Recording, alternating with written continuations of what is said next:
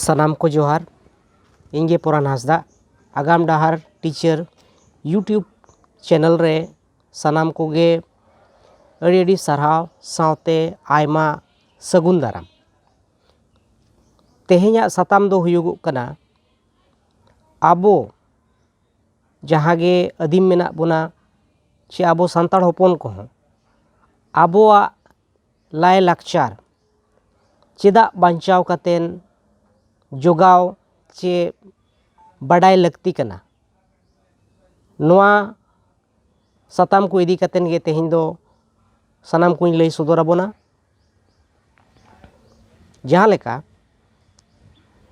नोआ साताम लेकाते मेन गानोआ जे आबोआ जहाँ लाकचार कना लाकचार मेन लेखान चेद लेका बुझावा लाकचार दो हुयुग कना आबो सावता रेनांग जहाँ गे हापड़ाम कोरे खोन जहाँ को बांचाव अगु अकाद बोना नितो मेना अकाद जहाँ गे जहाँ लेका आबोआ एनेज सेरेंज चे रू राहा आरबांग जहाँ गे पराब पुनई मेना अकाद बोंगा बुरु मेना अकाद चे आरबांग नोय अखड़ा तला रेनांग जहाँ गे आबो बो गपाल माराव कना आरबांग जहाँ गे ना नोय नोंकाना जिनिस मेना अकाद चे आबोआ रोड लांद गे चोंग सेरेंज दुरंग गे चोंग अड़ी लेका जिनिस मेना मेनखान बांचाव कातेन चेदा दोहो लगती कना चेदा चेदो लगती कना चेद लगती पड़ावेना नाहा रेन जहाँ गे आबो मेना अकाद बोन जुवन को नोआ दो एकदम निहत गे बड़ाई दो निहत गे लगती कना। उना मारांग भारत जकात रे मेन लेखान अड़ी मारांग गया भारत दिसोम मा नोआ तलारे अड़ी लेकान आयमा आदिम को मेना बोना जहाँ लेका नितो ना झारखंड रे दो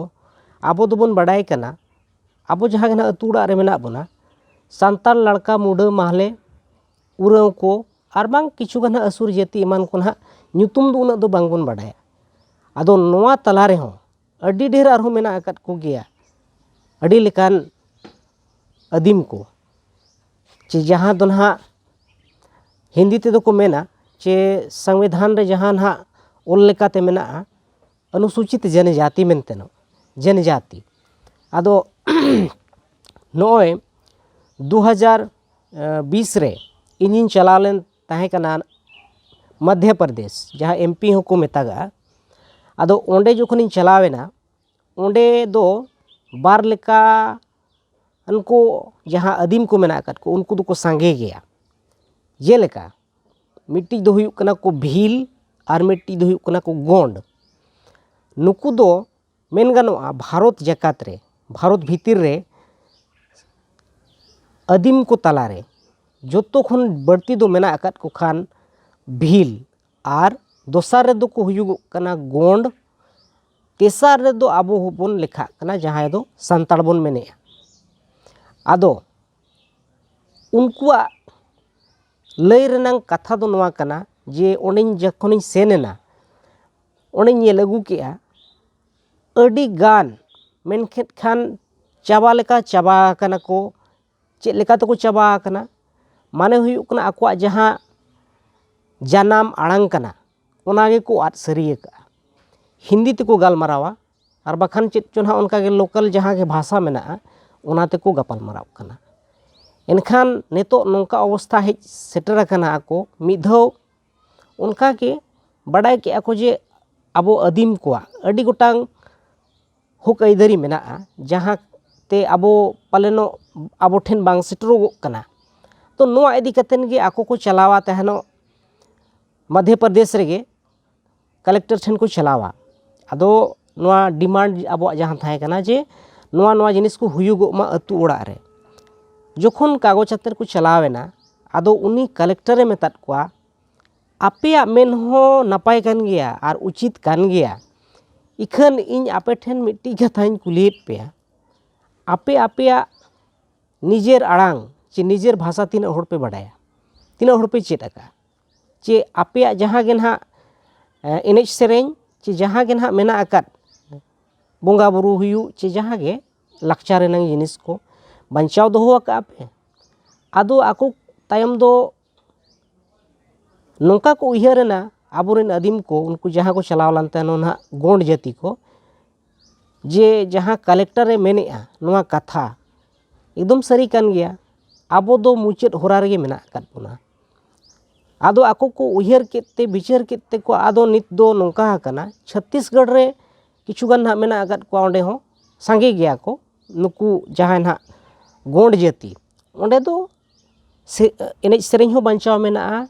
और रोड को हो बांचाव मेना आको जहाँ गे ना बोंगा बुरु मेना नोआ को दो हरोग बांदे मेना नोआ को दो बांचाव मेना kan unku ako ko idit kote arbang ako honode tala tala ko hijua noa ko chedogok kana enkan karon chet padaw kana chedok renang karon chet padaw kana ona set nai hijugok kana enkan abo sedak kata na ing menea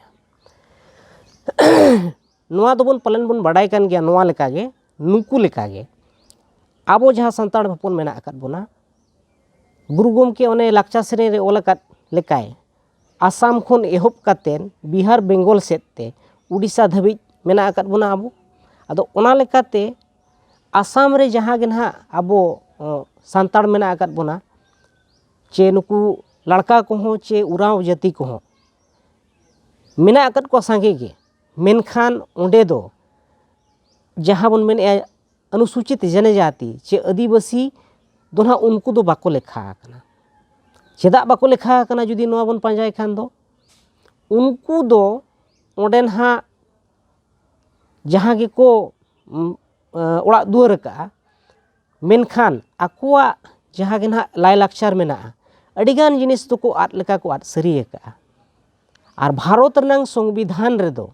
नोआ ओल मेना नोआ उपरुम मेना जे जहाँ गे main kit kit खाने इन दुई आदिम कना उनका दो बांग हुयुगुआ ओना रे दो नोआ ओल मेना जे जहाँ आदिमा तेहें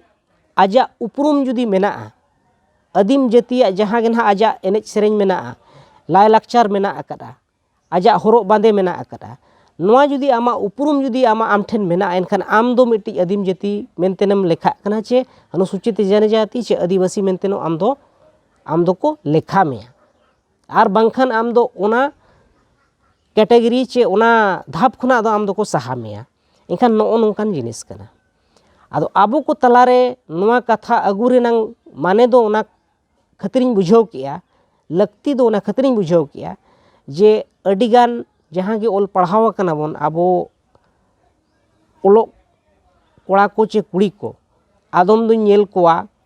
नोआ झारखंड रे दो बाजार रे बोन हारा बुरुइन खान आबो आड़ांग दो आदो बोन आदेया हिंदी ते बोन गलमराव कना बेंगल रे दो बोन चला खान दो ओंडे हुयुक कना बांग्ला ते को गलमराव कना उड़ीसा में चला खान उड़िया ते को गलमराव कना इनका नो नोका अडिगान दो रोड को हिड़िñेआ आदो चेत आबो हो ओना मेन गानोआ बोतोर दो बांगबुन बुझावेआ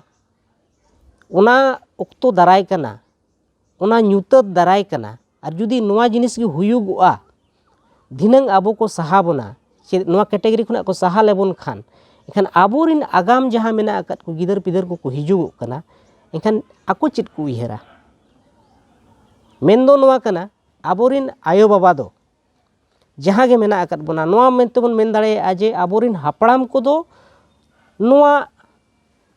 ओत हासा जायगा एनेज सेरेñ को बांचाव कातेन को अगुआत बोना नोडे धाबी कन आबो दो तिना संगिñ आबो नोआ बोन इदी दाड़ेया कना बांचाव कातेन नोआ कुकली रकापा आदो आपे को ठेन दो नोआ मेनतेनिñ नेहरोआ जे अडी अडी लक्ति बुझाव कना नोआ को दो चेदोगोग मा बाडाय मा आर नोआ दो सानाम कोठेन गे नोआ कथा को दो लई सदर मा आर आबुआ ओलते हो ओलोगोग मा आबुआ लाक्चार को हो नोआ दो चेमेट मिदुग मा चेपेट मा आर जहाँ गे पाराब पुनई तबुन सेटेरो माघ हुयु बाहा हुयु जहाँ गे बाहा सोहराय ची आर बांग जहाँ गे ना मेना आकादा नोआ ऑक्तो रे दो आबो अतु ओड़ा रे कम से कम नोआ को दो एनेज सेरेñ हो लक्ति कान गया और बाखान कई कई ते नोआ दो मुचाद सेद गे सेनोआ आदो मा तेहेñा वीडियो रे दो नेडेगिñ केचेदा कथा को मा सनाम को गे दोहड़ाते अड़ी अड़ी सारहाव सावते जोहार।